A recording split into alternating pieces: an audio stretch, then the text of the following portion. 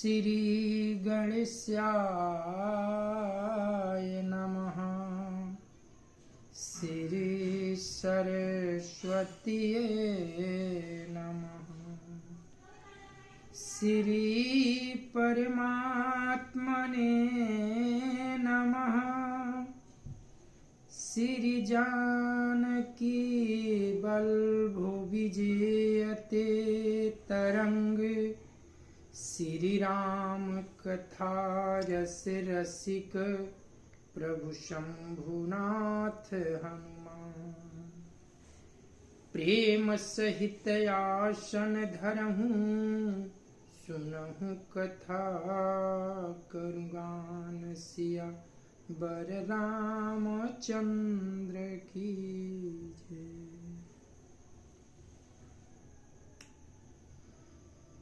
या देवी सर्वभूतेषु विष्णुमायेति शब्दिता।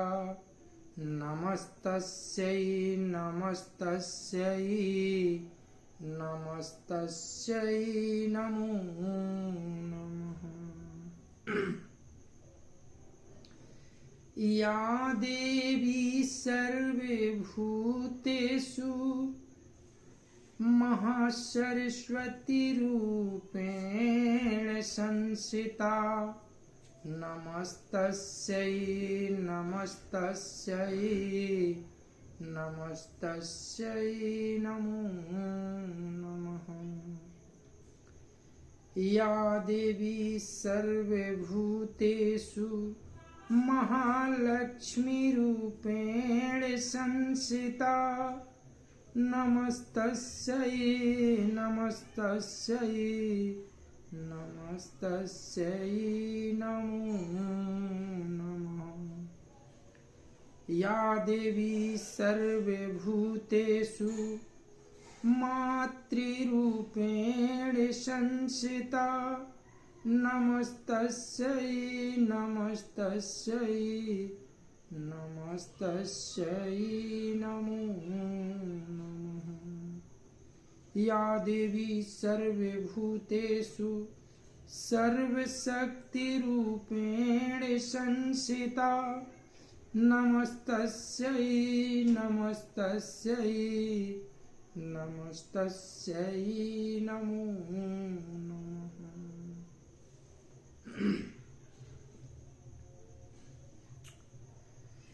श्री गुरु चरण सरोज रज निज मन मुकुर सुधार। बरनो रघुबर विमल जस जो दायक फल चार। बुद्धिहीन तनु जानिके सुमिरो पवन कुमार। बल बुद्धि विद्या देहु मोहि हरहु कलेश विकार। सिया बर रामचंद्र की जय।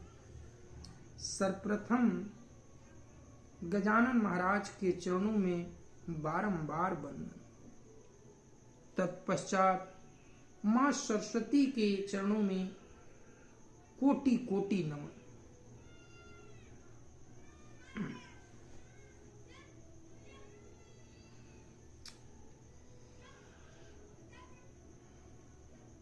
आज हम सब राजा दशरथ की जन्म का प्रसंग सुनेंगे।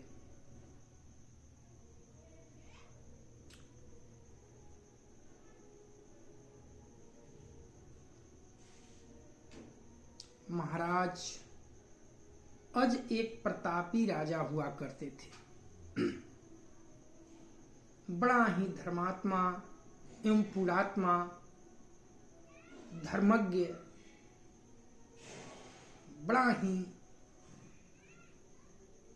धर्म ध्वज की रक्षा करने वाले इस धरातल पर बड़ा ही विख्यात राजा हुए महाराज अज।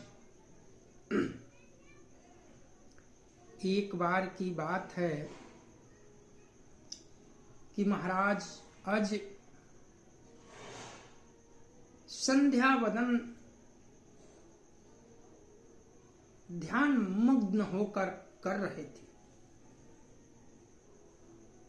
उसी समय लंकापति रावण अज से युद्ध करने के लिए पहुंचा।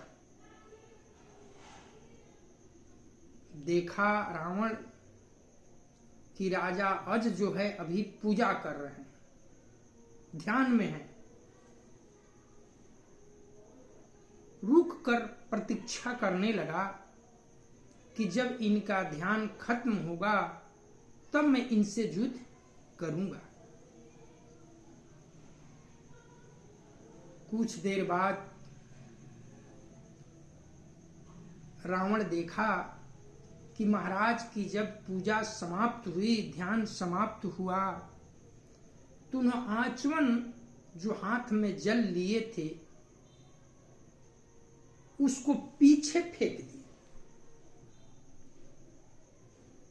लंकापति रावण बड़ा ही विद्वान पंडित था। वह इस दृश्य को देखकर चकित हो गया कि आचमन समक्ष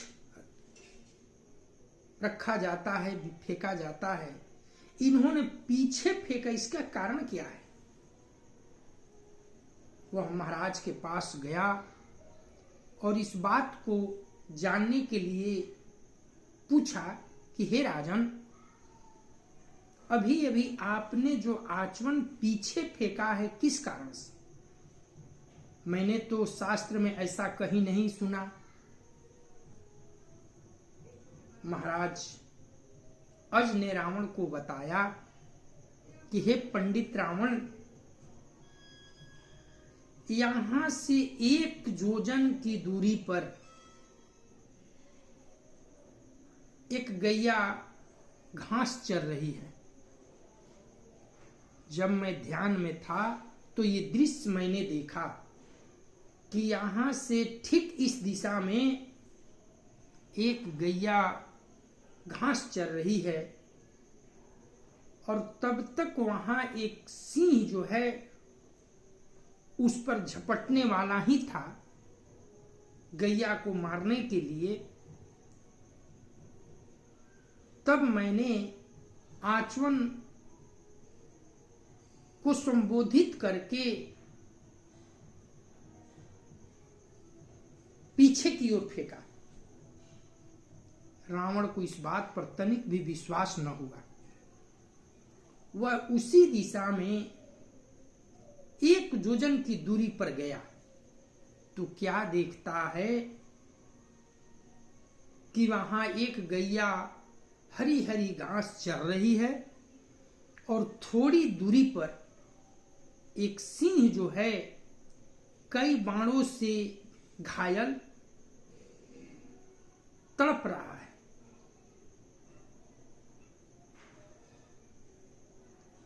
रावण के समक्ष ही वह सिंह वेदना से तड़प कर प्राण त्याग दिया। ये देखकर रावण आश्चर्यचकित हो गया कि जिस महाराज ने बिना संधान किए हुए, बिना लक्ष्य किए हुए जल के आचमन से इतना बड़ा भेदन किया, भला उनसे मैं कैसे जीत पाऊंगा? उनसे जिद करने में मैं जीत नहीं पाऊंगा। और वह वहीं से अपने लंका को लौट गया। महाराज वहां से विचरण करते हुए आ रहे थे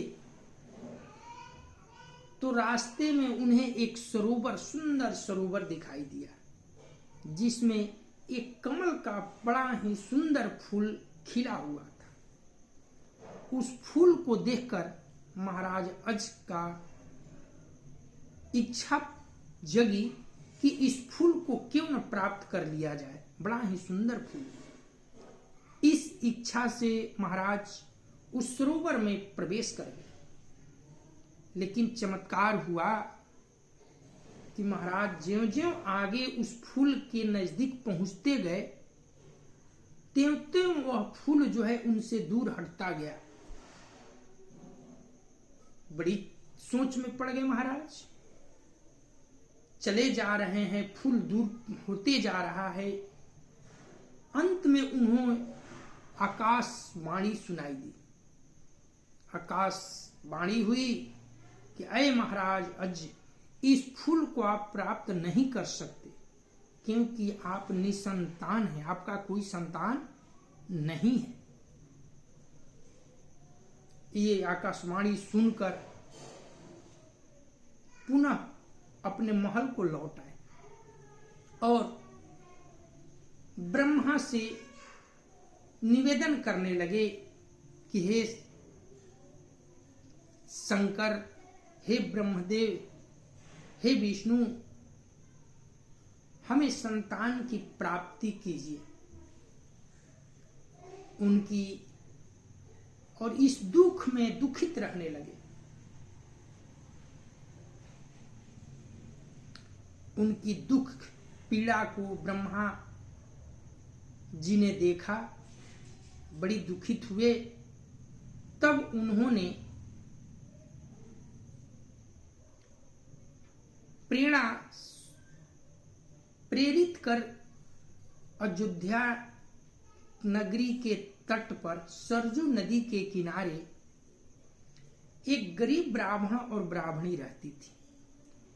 उनके प्रेरणा दिया, उन्हें प्रेरित किया ब्रह्मा जी ने कि आप भिक्षाटन के लिए राजा अज के पास जाइए। ऐसी भावना उस गरीब ब्राह्मण और ब्राह्मणी के मन में आई। ब्राह्मणी ने ब्राह्मण देवता से कहा कि हे पति देव, आप अयोध्या नरेश अज के पास जाइए। महाराज अज बड़ा ही धर्मात्मा है, उनसे कुछ भिक्षा याचना करके लाइए। ऐसी इच्छा ब्राह्मणी ने प्रकट की। ब्राह्मण देव दरबार में उपस्थित हुए। राजा के समक्ष पहुंचकर ब्राह्मण ने कहा कि हे महाराज, मुझे कुछ भिक्षा चाहिए। महाराज ने आज्ञा दी कि कोषागार से ब्राह्मण देव को 100 मुद्राएं सोने की दे दी जाए। ये बात सुनकर ब्राह्मण देव ने इनकार कर दिया।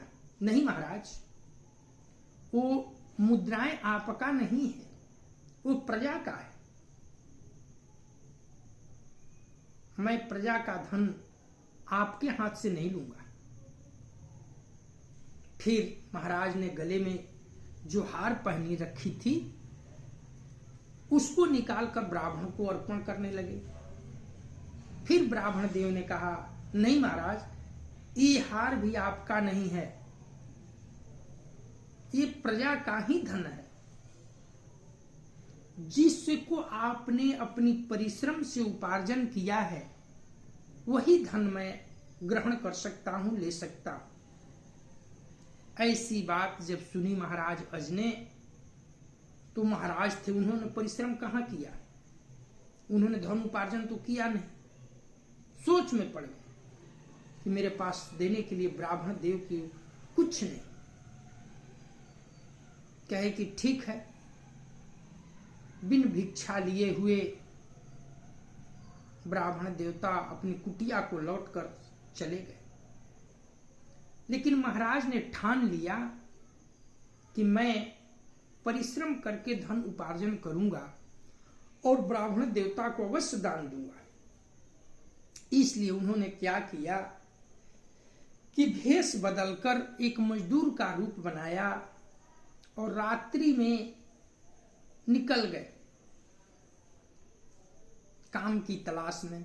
जाते जाते देखे कि एक लोहार जो है लोहा गर्म कर रहा है, पीट रहा है उसके पास जाकर कहे कि बाबा मुझे काम पर रख देंगे, कहें कि ठीक है, हथौड़ा चलाना पड़ेगा, कहें कि ठीक है हम चलाएंगे। कहा कि जब मेरा काम हो जाएगा तो मैं 1 मुद्रा आपको दूंगा। ठीक है। लोहार के यहाँ महाराज अज ने हथौड़ा चलाकर लोहार का काम कराया। 4 घंटा परिश्रम करने के बाद जब लोहार का काम समाप्त हुआ तो उसने मजदूर स्वरूप महाराज को 1 मुद्रा अर्पण किया। उस मुद्रा को लेकर महाराज सीधे पहुंचे सरजू तट, जहां उस झोपड़ी में ब्राह्मण ब्राह्मणी रहते थे। आवाज लगाई तो ब्राह्मणी ने बाहर निकला, बोली महाराज आप? तो हाँ। ब्राह्मण देव कहाँ हैं? तो भिक्षाटन के लिए कहीं गए हैं। तो ठीक है, ये लीजिए 1 मुद्रा और उन्हें दे दीजिएगा। ऐसा कहकर मुद्रा ब्राह्मणी को देकर महाराज महल में लौट आए। जब ब्राह्मण देवता कुछ देर बाद अपने कुटिया में लौटे तो ब्राह्मणी ने उनसे सारी बात बताई। इस पर झुंझलाकर ब्राह्मण देव ने उस मुद्रा को ब्राह्मणी के हाथों से छीनकर फेंक दिया। ये समझकर कि हमारी हंसी उड़ाने के लिए अपने कोष में से ही राजा ने लाकर दिए होंगे, ऐसा विचार करके उन्होंने उस मुद्रा को नीचे फेंक दिया। फेंकने के साथ ही एक अजब आवाज हुई और जहां वह मुद्रा गिरा वहां गड्ढा हो गया।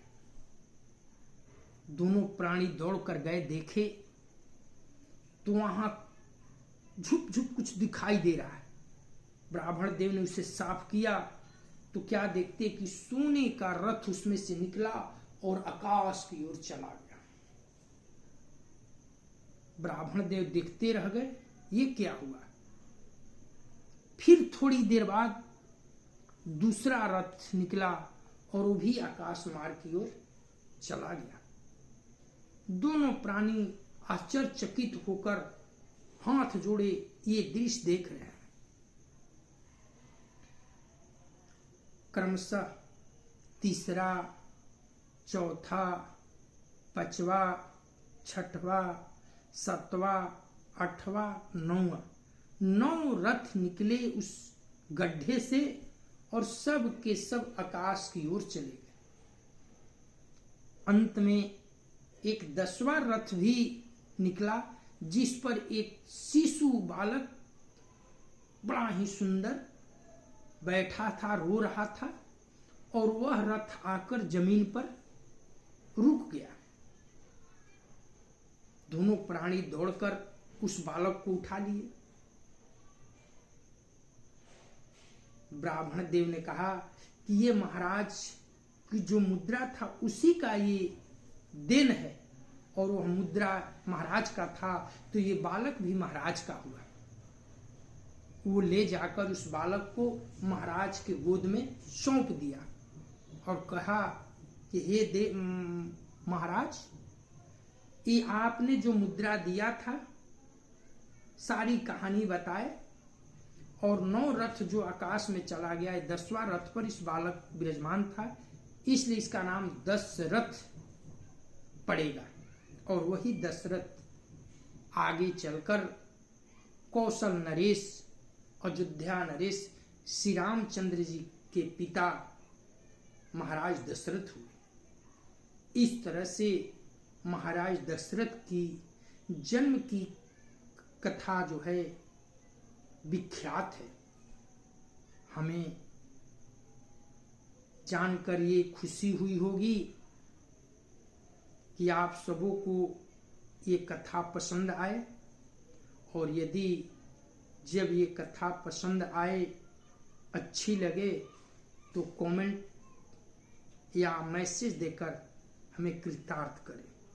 जय सीताराम, जय सीताराम, जय सीताराम, जय सीताराम, जय सीताराम।